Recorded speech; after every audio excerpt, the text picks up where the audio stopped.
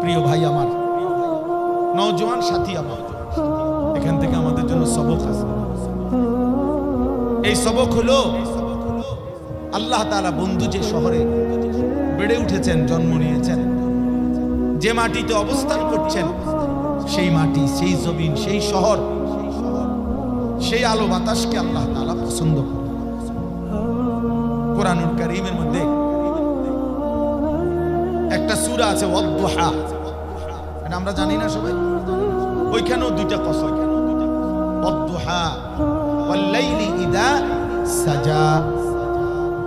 এই দুইটা কসম, এই দুইটাও কসম করছে আল্লাহ। এই দুইটা কসমের দুইটা অর্থ, মানে ওয়াদ-দুহা শব্দের দুই অর্থ, ওয়াল-লাইলি ইযা সাজা এটারও দুইটা অর্থ। তা আমি একটা অর্থ বলতে চাচ্ছি। ওয়াদ-দুহা শব্দের অর্থ হলো আল্লাহ তাআলা বলেন, বন্ধু আপনার এই সুন্দর আলোকোজ্জ্বল নূরানি ওই সুন্দর পবিত্র চেহারার কসম। যে চেহারা আপনার, সে চেহারাও আমি ভালোবাসি। যে চেহারা আপনার বন্ধু, ওইটা আমার ভীষণ পছন্দ। এজন্য আমি ওই চেহারার পছন্দ। 2 নম্বর, ওয়াল-লাইলি ইযা সাজা,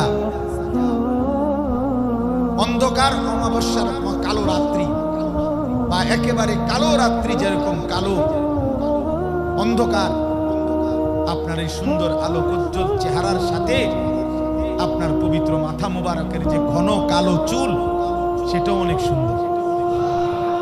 ওয়াল-লাইলি ইযা সাজা, আপনার ওই চমৎকার ঘন কালো চুলের কসম।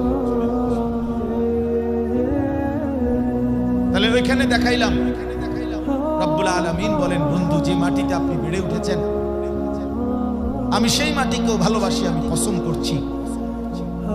যে চেহারা আপনার আলোকোজ্জ্বল, আমি ওই চেহারাকে পছন্দ করি, কসম করলাম।